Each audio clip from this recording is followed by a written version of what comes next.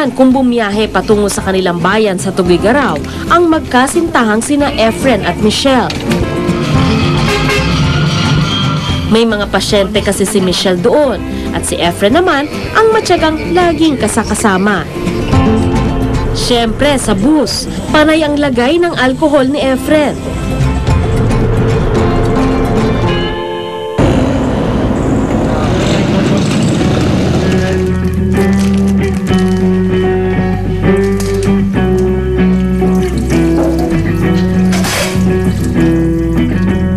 Pagdating sa bahay ng pamilya ni Efren sa Tugigaraw, may ritual din siya.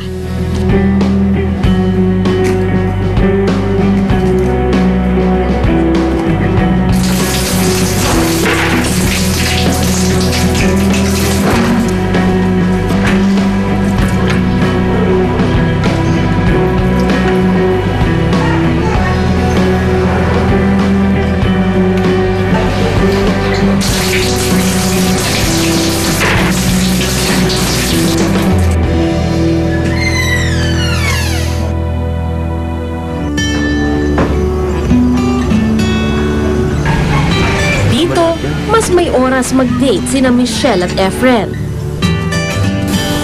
Nakita ko kung gaano sila kapanatag sa isa't isa, pati na sa mga bagay na paulit-ulit ginagawa ni Efren.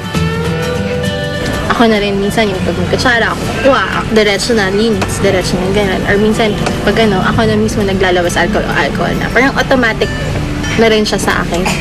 Ayoko lang nung wikis niya ako na may kinain siya. Ayun. For example, your street food kain ako, kikis ko, ayaw niya. Pag kunyari, nakis ko na siya, napunasan niya talaga. No. Yun. Basta, kikis, pwede niya lang ako ikis pag nagtutbrush na siya. Ganun. Pag kumain na siya, ayaw na.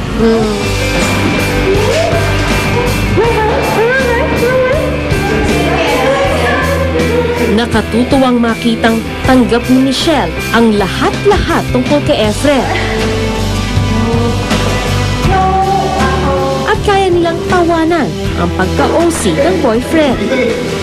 Nakikita ko naman sa kanya na hindi naman siya yung tipo ng tao. He would stay in that certain situation. Yung parang he will really strive para maging better yung sarili niya, para maging better siya for other people.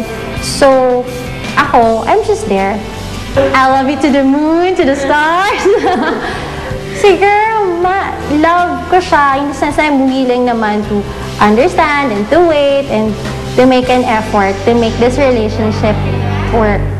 Honey, let's get dirty. Sige! Sige! Naisip kong ang mga gaya ni Michelle ang kailangan ng mga taong may OCD.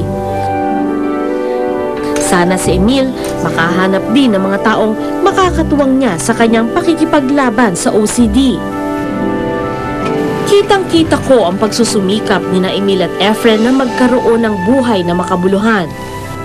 Damang-dama ko ang pagkapit nila sa pag-asang balang araw, ang kilos di na kailangang paulit-ulit. At ang mga bagay di na mahalagang magpantay-pantay. Magandang gabi po, ako si Sandra Aguinaldo at ito ang Eyewitness.